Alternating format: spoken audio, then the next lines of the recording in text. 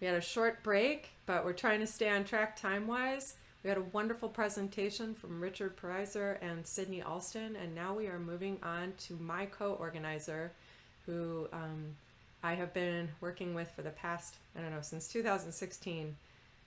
Gene is a badass when it comes to really taking care of the housekeeping, the discipline, all the things that we all need to be doing in our practice. So today he's going to talk about that. The other 50% of professional work is housekeeping. So let me tell you just a little bit about Gene. Gene is always very humble and modest about his background, but he is a UX designer. He's an educator, a music event organizer extraordinaire. He didn't put extraordinaire in his bio, but I'm adding that. And he runs a video game music podcast, which I think you guys might have heard a little bit about earlier, Pixelated Audio. And he's booked talent for various events and game music events, from MagWest, for VGM Together. And he's co-hosted his podcast for over 3 years. So you should check out Pixelated Audio. It's really cool. In our bi-weekly track feedback sessions, one of our favorite things is feedback from Gene, because he is precise, articulate, and really gives you information you need to move forward. So we really appreciate that aspect. He has a great ear, and he's always at the high caliber constructive level. So it's just wonderful to have him as part of our feedback engine and our SVMP calls. So let me turn it over to Gene for his unglamorous talk. And Gene, welcome to the stage. All right. Am I live yet? I think I'm live. Hey, everybody. So Forrest gave a very nice introduction. Hold on one sec. I'm hearing myself in double here. Yeah, there we go. That should be better. So I'm here to talk about an aspect of music, well, really any creative project that doesn't get talked about all that much. And when I say housekeeping, I really mean all of the boring stuff that's not the creative work that you can point to your friends and say, hey, look, I made this. But I'll get into that a little bit more as the talk goes on. So the first thing here is, hold on, is my slide changing? There we go. Okay. The first thing here is, what is this talk really about? When I say housekeeping, I mean a couple of things. But for me, this talk is really about filling in the gaps. So what I mean by that is, you've heard from a lot of people talking about very specific topics. You're going to hear even about a couple more after this. I've always been I've never been able to fit into any particular place. I've always kind of found myself crossing a lot of different domains, and you'll kind of see that and hear that throughout my talk. So really, I'm going to be talking about two main things and a little coda or addendum at the end. The first thing is what I call transitioning to professional work and what that means. The second thing is going to be the housekeeping bits, right? What is it that successful professionals do? You've heard a lot of those things already from folks. I'm going to maybe add a little bit of clarifying information. And the third thing is just some kind words of advice. I think that we tend to overlook, the practical things. We're always in such a rush to get everything done that we don't always think that, to stop, take a breather, and not, don't worry so much about productivity and be more mindful of your own, your body, your mental health, that sort of thing. So who am I? I am Gene Dreyband. Forrest already went through most of this. I'm a UX designer. I'm an educator. I'm a podcast host, a music event organizer, and I'm a hobbyist musician. You'll notice that music is actually the lowest thing on this list. So I'm not really here speaking as a music professional, but just sort of a professional. Yes, I'm wearing the same shirt. I made sure that we matched, the two of us. I only put up this slide not necessarily to show that, oh, look at how long I've been doing these things, but mainly because I've been doing independent work, freelance work, volunteer work, things that aren't necessarily with a company. And that's very much, self-employment. You have to hustle. You have to make these things happen. So I've also done a couple of other things in my life. I have done quite a bit of music over the last however many years. I've been a volunteer studio engineer over at Foothill College. I used to do live sound gigs, including a few plays, which were a lot of fun. a lot of pre-planning and, scene changes on the fly, but really, really cool work. I've taught music production for, private students at community colleges. I've been in choirs, a few other small music ensembles, and lots of other music stuff. I've put out tracks and, the usual, right? So I don't know if you have this question, but maybe you're asking, if you're not a music professional, then why are you giving this talk? Why am I listening to you? And to answer that question, I have this guy, actually two people here, myself and the guy in this slide, telling you most of the boring parts for all professional work is basically the same. And I'll get into that in just a sec, but a few quick notes before we get started. One of the things that we really emphasize a lot in our meetup is getting to your goals. Now, you've heard from a lot of people talk about goals in terms of very concrete, achievable things. But even before that, I want to kind of give just a quick pat on the back for folks. If you're finishing any music, congrats, you're already doing great. I mean that very seriously. I know so many friends that have a million half-finished projects. They never actually release anything. It is a challenge. It is not easy to kind of get over that hump and get to that point where you're producing. The second bit is there's no secrets here. These are just my experiences. I'm not going to reveal anything that you haven't heard probably 1,000 times. This is just sort of good, solid advice that never really goes out of fashion. So that's kind of where I am, helping people that are maybe just starting out on that journey. So before we get to the housekeeping bit, I want to kind of talk about this topic of professionalism. And I want to break it down into kind of its subparts, because for me, this is really important. This is really what differentiates the people that are just doing something as a hobby and doing something as a career. So it takes a lot of work to turn a passion into a career, right? I'm sure we all know lots of people that are really talented, but they never have any goals of doing anything more than just doing it for fun or for their friends. And that's totally fine. There's nothing wrong with that. But what is different about the people that go pro? For me, I kind of have a working definition of professionalism, which is a set of skills and behaviors. And I have this little point at the bottom about it's whether you get paid or not. Maybe you've seen pro bono lawyers. They're paid as professionals in their real life, but they also take on cases occasionally for free for nonprofits, that sort of thing. That doesn't mean they aren't acting as a professional just because it's a free job. And I don't want to get into the dynamics of paid versus free work for music too much. That's a whole thing. But the point is, you should always be coming to whatever work you're doing with this kind of professional attitude. Now, I have this working definition of what makes up an ideal professional, and yours may differ a little bit, but I've kind of broken it into three pretty interrelated areas. They're side by side, but you can think of it more like a Venn diagram. They're all kind of interconnected. So we have the area of skill and talent, right? I wrote here, this is the price of admission. Obviously, you have to be able to do the job. And I'm going to break it down even further. Being good at what you do is a non-negotiable. Obviously, if somebody hires you to write music, you have to be able to write music. An aspect of that doesn't get talked about as much is reliability or consistency. I don't care how good you are if you drop out of a job, if I can't reach you for months at a time, if one time you do a great job and the next time you do a really terrible job, right? It's not rocket science here, but it's important that this is really a very important thing. And the third, obviously there's a lot more here, but the third big one is knowing when to say no to a project. There's actually two aspects here. When to say no to a project because you can't handle the work because maybe it's just too much work to do. Like somebody's asking you to do, the equivalent of a film score in a week. That's ridiculous. You're probably not going to get that done unless you've got everything basically perfectly ready to go. And you're pretty much like, you can hit go as soon as the second starts, right? The other thing is when you're getting those red flags, when you know that this is just a bad project, maybe it's somebody you don't want to work with, maybe it's a bad contract. We've heard that come up quite a few times. Saying no is not a bad thing. It's a sign of maturity and basically taking ownership of your skill that you don't always have to take the job.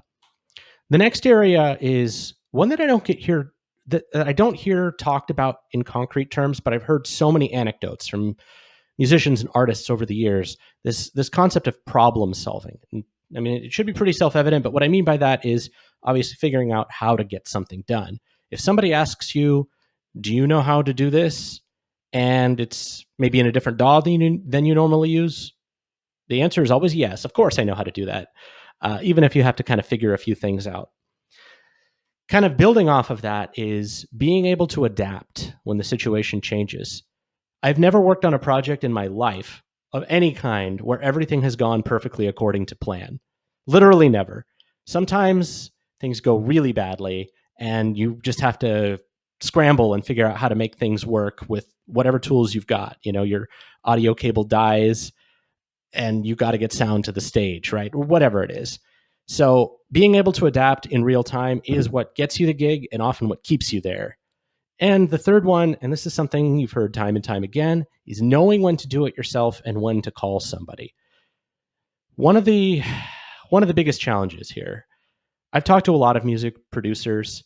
When people are very young in their career, there's this expectation that they have to know and do everything. I have to do all of this thing. And that's true to an extent, but there's a certain point where there's just not enough hours in the day. And you have to figure out, my time would be better spent working on one thing and just sending the mixing to somebody else. I can do it, but I don't have the 20 hours it's going to take for me to get it there.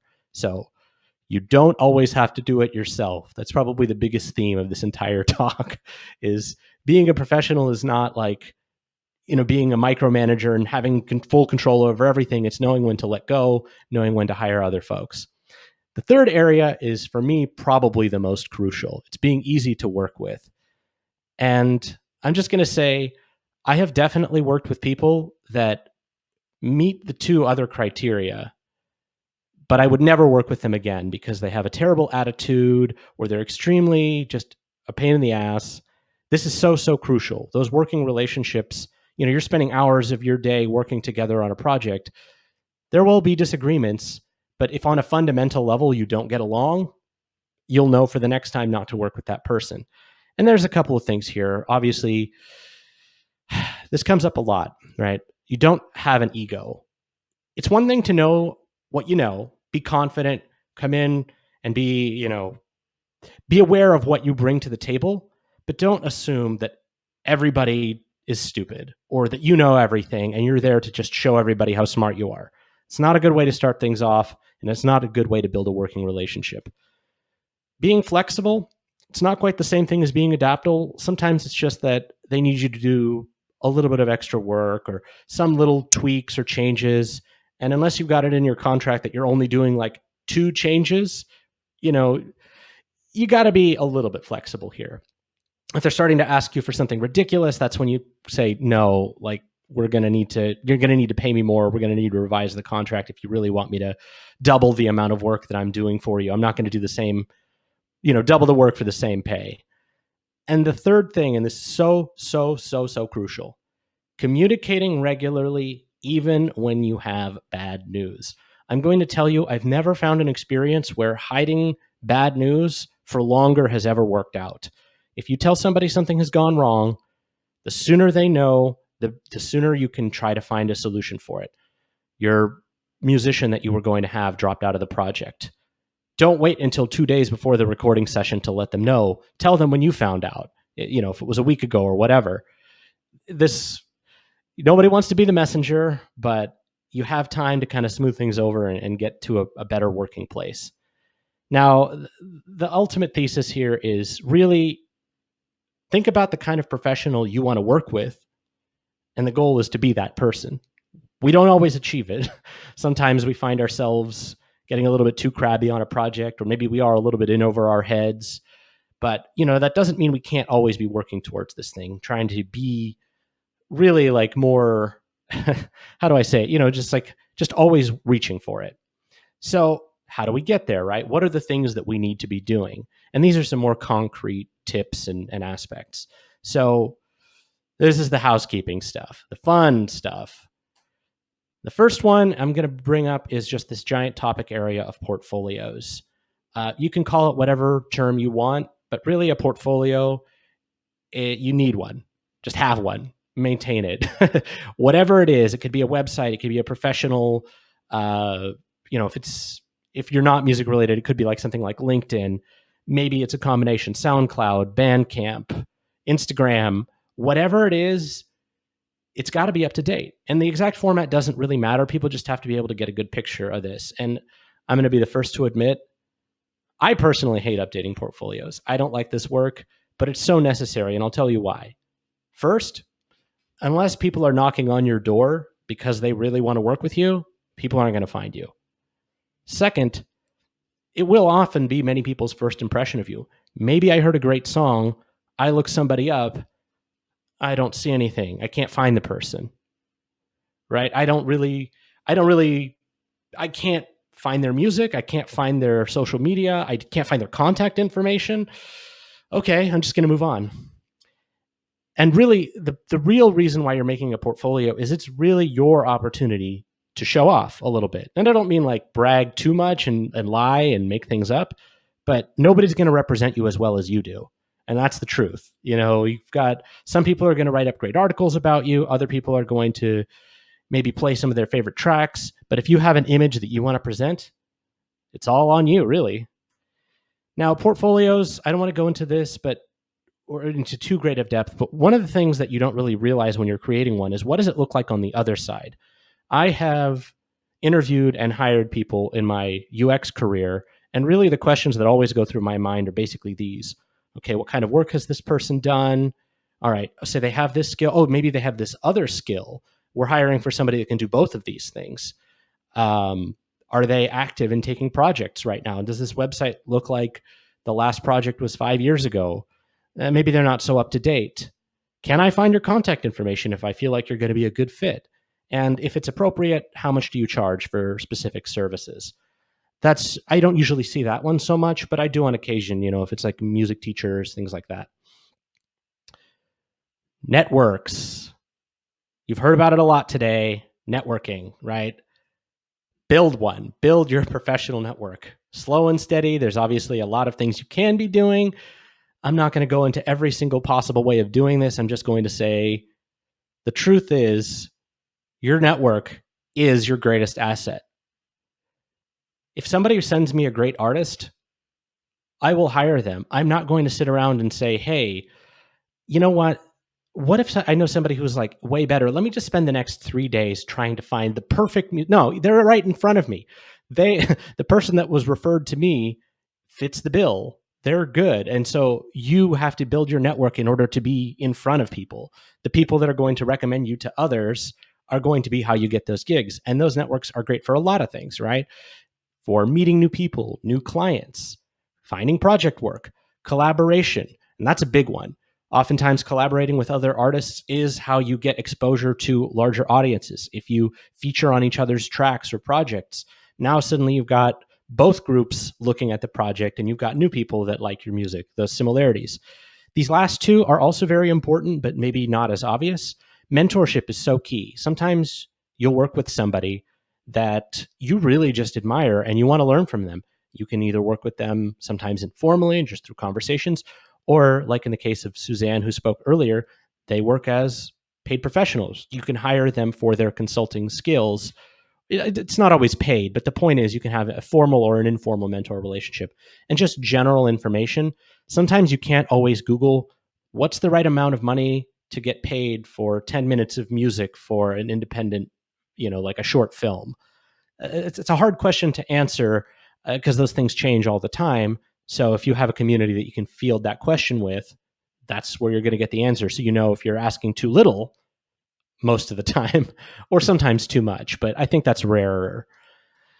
So I'm not going to go through this because this has been talked about all day today, but to network, go where the people are. Meetups, concerts, Discord, online events, conferences. I'm not going to list these in great detail. These are, you find your people, right? But the main thing is you don't have to make it this painful thing. The world of handing people business cards and like making it super transactional, I'm sure that still exists, but just go to the places where the people who are doing the things that you want to do are, and just start making friends. Join the community, be a part of it. Don't just spam with your work, we've heard that today a lot, right? I like what you're doing. Hey, I'm also really interested in this, so on and so forth. This one's less critical for people that are just starting out, but maintaining a contact list is one of those things that's probably about as boring of work as can be, but is super important because people's jobs change. Your relationships change. Maybe you've become closer friends with somebody. Maybe you know somebody that you can reach out to find other people, right? This is a great way to basically stay up to date. I'll give you a really quick anecdote about this. One of the first gigs I had was as an intern for a gigging band. It's called the Jesse Charles Band. They're a top 40s group. They are, they're not the hippest, newest band in the world, but my job was essentially to do this exact work. And you better believe it, until, obviously with the lockdown started, they were gigging consistently for probably the last 20, 25 years. And it's because they were doing this work. It doesn't happen automatically. You don't just people don't just call you up all the time, right? You gotta keep those contacts fresh, and sometimes cold call, make new contacts, or whatever the term is, find a new community. So important, probably my least favorite kind of work. But anyway, project work. This is something I talk about a lot, but if you're working on projects, organize your projects. Organize your sessions. Make sure that things are named correctly. Get things color coded. Whatever it is you have to do to get them looking nice so that when you come back to it in a week, you know which channel to turn down when the bass is too loud. Also, write down important notes, track credits. If you used a very strange combination of microphones to get that very particular kick drum sound, you will not remember it in 3 months. Or maybe you will, but you won't remember that for every single project. And these kinds of things add up. And same thing with the track credits. Maybe somebody came in on your track that just happened to be around the studio, and you don't remember who it was. It was like the friend of somebody who was just there that day. And now you don't have a track credit, and that could bite you if you're not careful. But it's also just good to be a good Samaritan and, credit your artists correctly. This is also a good time to put things in your portfolio. When you are right fresh off of a project, don't wait until you have 10 projects in the backlog to start, documenting it like, hey, I did this. This project is live. Do it as soon as you can. Not only will it be harder to get the motivation to do it, you will probably forget, and you won't want to. You'll forget aspects of the project. It's like, wait, how did that thing go? I don't remember. And then you get fuzzier and fuzzier details. So do it, the sooner you do it, the better, always. Now, this is kind of part and parcel of the last one, but archiving finished projects. I'm going to say this, and I've got a quote here, but you got to make sure that it's backed up in several places, because if it's not in 3 places, it doesn't exist. Hard drives fail. Cloud storage becomes unavailable. Your backup dies. I don't know. Your computer gets stolen. There's so many reasons why a day, week, month, or year of work could get lost if you're not duplicating your work. For example, our podcast is hosted on archive.org. We have a copy on our hard drives. We have a copy on a backup drive. There's probably in 5 places, maybe even too much. But the point is, it's very unlikely that we'll lose any shows. Name your projects, organize them, have naming conventions. Your global, what is your file naming structure for projects that were completed? Is it by project type? Is it by year and month? Whatever your system is, have it, workshop it, build it. But you got to have a way to be able to find those projects if you need to go back to it. Maybe somebody wanted a session that was 2 years old. You remember it was sometime in the first half of 2015 or whatever, right? Super important. This one also very important. Your libraries, your raw materials, your sample libraries, templates, presentations, anything that you use regularly, repetitive work. If you find that every time you go into the studio for the month of July, you have vocal sessions, just create a template. You're going to just open it up, have the mic set up exactly as you want, and you just go. You've now saved yourself 15, 20 minutes. All you got to do is plug in the mic if it was even unplugged in the first place. Same thing with any of this other stuff, right? If you tend to go for the same sample libraries, have those organized so you can find things pretty quickly as you're working on projects and you're not getting bogged down in the searching for things. Now, I'm not going to talk too much about this because it just kind of goes without saying, but you got to keep up with your skills. There's always a lot to learn, especially when you're just starting out. But to stay competitive in any field, you have to keep up with what is current, new technologies, new platforms. You don't have to do everything and necessarily be on all of them, but you at least have to be aware of them and figure out, does it make sense for me to adopt this or not? And there's kind of two main things, right? Staying up to date on tools and techniques. And the other thing is, and I've heard this from a lot of creative professionals, when recessions happen, sometimes you have to rely on other skills. Maybe you're not a video editor in your day-to-day job, but maybe it'd be a good thing to learn if right now there's a lot of video editing work and not so much music production or 3D modeling or whatever skills that you can build that are sort of complementary. It may be the thing that gets you the job. Oh, do I have experience in this software that's really obscure? That might be just enough to get you through the door because they don't have time to train somebody to learn some 20-year-old piece of software that they're relying on. There's always, of course, a lot more, but I'm going to wrap up the talk here about just a couple of things about staying focused, staying positive. Creative work is a balancing act. I think it's safe to say that these are all things we should be doing all the time.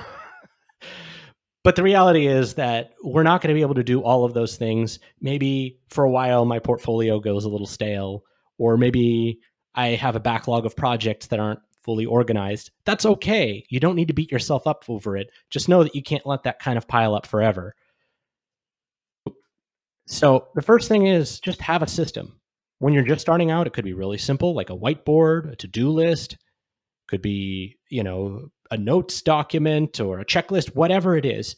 Could be something even more elaborate if you're pretty advanced. But as long as it works for you, stick with it and be consistent. Don't change your system just to be more productive. Change your system if you're finding that you're struggling with something. Figure out how you can solve that problem. If you find you lose track of things, just record it on a vocal recorder. Whatever it is that you need to do to kind of capture that thing in the moment, great. That's your system. It'll evolve over time, I promise. The next thing is set achievable goals. Don't plan, by the end of the year, I'm going to write an album with 10 tracks on it. That's too many things could go wrong. Think, all right, I'm going to write a track by the end of the month or whatever, whatever that goal is for you. It could be something very specific, like I'm going to organize all the projects from the last 3 months this week, or today I'm going to create a Bandcamp account, or whatever. Maybe you didn't have an account, maybe you've been putting it off, but write these things down so that when you check them off the list, it's a little bit more satisfying. I'd say this is super important. Focus on one or two things at a time. Steady progress on a few things is better than half finishing 10 things. What happens is if you have 5 things, 10 things, 20 things that you've started up, they just take up mental space. They don't get done. They just make you more frustrated and anxious, and you have that decision paralysis, like, I don't know what to work on. And then you just get frustrated. Just put it out of your mind. Focus on something until it's done. That's all there is to say about that. There's always work to be done, but don't let it get into your head. And this last point, I really, really want to stress this. This is so important. Be kind to yourself. Sometimes we're productive and sometimes we are not. Maybe you have a month where you're just firing on all cylinders, and then the next month you aren't. That's okay. You were just on fire for the last month. You've just kind of come down from it a little bit. It's okay. You don't need to always be super productive. You need to give yourself grace. You don't always have to be doing more. Just kind of figure out what your natural rhythm is. Am I more productive in the mornings, in the evenings, for a week at a time, for a day or two at a time? And then I need downtime in between. All of this to say that burnout is real and it creeps up on you. So you have to find ways to budget that time in so that you aren't just getting on top of yourself and worrying so much about all of this stuff. It's always go, go, go, go, go. Look at all of the stuff that I'm working on. Look at how much I've done. But it's so easy to get to a point where you're overwhelmed and you just get deflated. I know this is hard to always take a step back, especially when there's, again, always so much work to get done. But if you don't do it, I think Suzanne said it best. If you're trying to do everything, you end up doing nothing. So it's really, really important. So that's pretty much all I have to talk about. But I did want to say one more thing.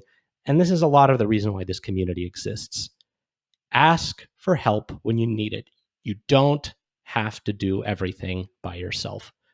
So if there's any thesis for this whole talk, it's that our communities don't just exist to get us gigs.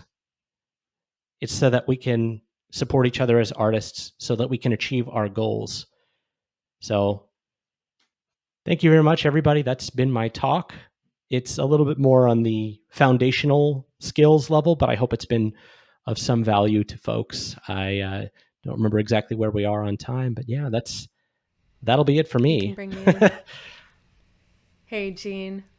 That was a fantastic talk. And actually, yes, I think folks were really happy to hear about some of these points. I'm seeing lots of good comments in the chat. So many useful things. I mean, we all, have a lot to manage as artists. Clearly, the last few talks have shown us that, somewhere between social media, but also just our daily practices and producing music and being able to keep ourselves organized. So much appreciated.